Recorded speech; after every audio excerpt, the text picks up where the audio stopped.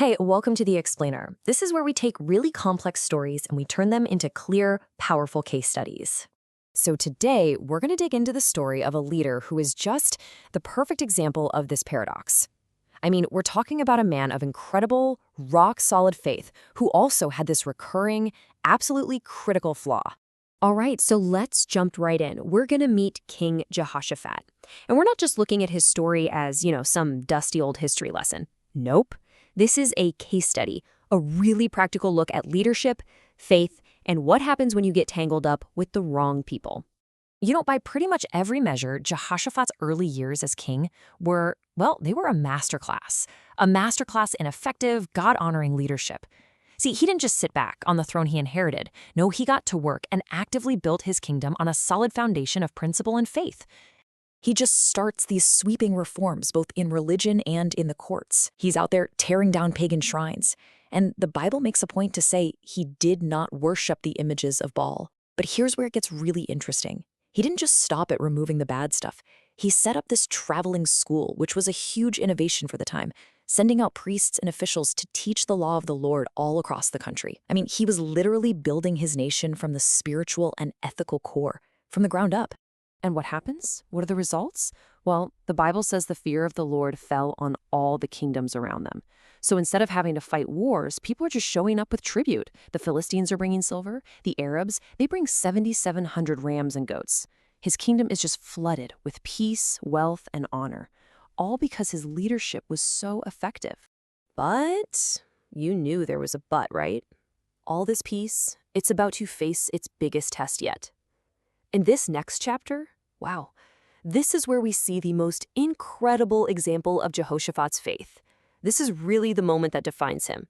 Suddenly, this huge enemy coalition invades. We're talking the armies of Moab, Ammon, and Edom, all joining forces. It's this massive military machine, and it is marching straight for Judah. To put it simply, Jehoshaphat and his kingdom were completely, hopelessly outnumbered. No way they could win this on their own. And he was terrified. I mean, who wouldn't be? But here's what's so amazing. Instead of scrambling his generals and planning military strategy, he turns to spiritual desperation. He calls the entire nation to pray and fast. And then this powerful king stands up in front of everybody and just confesses. They have no clue what to do. He ends his prayer with these incredible words, "We do not know what to do, but our eyes are upon you." And then the response comes. It comes through a prophet named Ahaziah, and the command he gives, it defies all military logic. It's basically this: do not be afraid, for the battle is not yours, but God's. You will not even need to fight. Just take your positions, stand still, and watch the Lord's victory. Can you even imagine hearing that? Okay, so the plan itself is wild, but how he carries it out is just remarkable. Jehoshaphat trusts this word from God so completely that he puts the temple choir at the front of the army. Not his elite soldiers, not his best warriors, the singers. And they march out to face this massive enemy force singing. And the result? It was absolutely miraculous. The Bible says that the moment they started singing, the Lord made the enemy armies start fighting each other. The Ammonites and Moabites attacked the guys from Edom, and then they just turned on each other.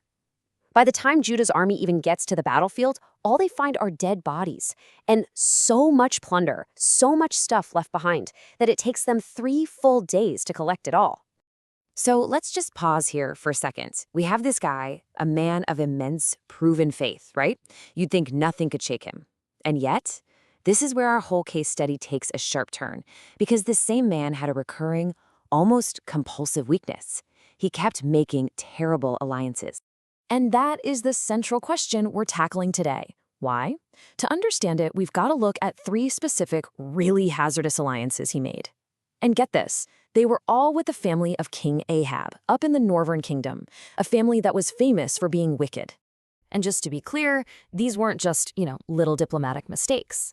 As we're about to see, each one of these alliances was a totally unique and dangerous trap, and each one tested him in a very different way.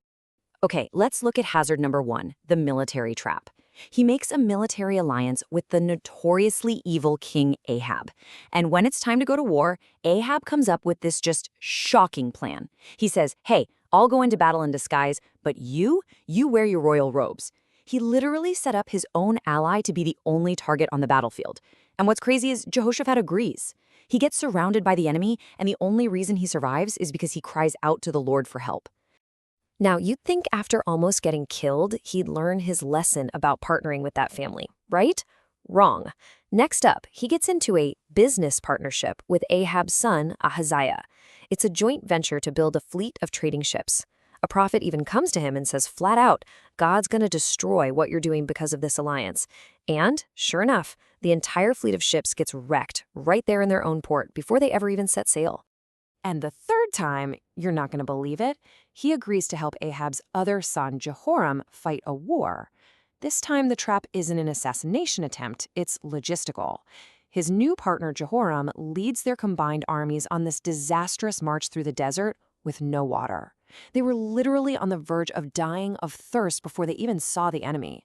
All their strength just drained away because he tied himself to a foolish plan. So, okay, we see the pattern. But the crucial point here is understanding the why. Why did he keep doing this? What do these repeated failures tell us about the real nature of these kinds of dangerous connections? Think about it. The war with Ahab, that was obviously physically dangerous, no question. But that peaceful business deal, you could argue it was actually more spiritually dangerous. Why? Well, because when a sword is pointed at your chest, your defenses are way up. You know you're in trouble. But when it's just a business contract and a handshake, your guard is down. And that's when the real danger creeps in. That quiet partnership created a much deeper bond, a much more subtle corruption of his core values. And this just perfectly illustrates the difference between influence and entanglement. See, Jehoshaphat probably thought he could be a good influence on these guys, but instead he chose entanglement. And what that means is your path gets tied to their path. Your success and your failure are now linked. He coupled his success, his resources, even his own life to the failures of his partners. And this is where it gets personal. It forces us to ask a really hard question about our own partnerships, right? In our business deals, in our relationships. Do we still have the freedom to just walk away if things go south? Or have we accidentally become hostages to someone else's journey? There's an old saying that if you can't walk away from the table, you're not negotiating, you're begging. And that's the core lesson here. A true position of strength always requires an exit ramp. If you can't say no and walk away, you have zero leverage. And in every single one of these alliances, Jehoshaphat basically welded the door shut behind him.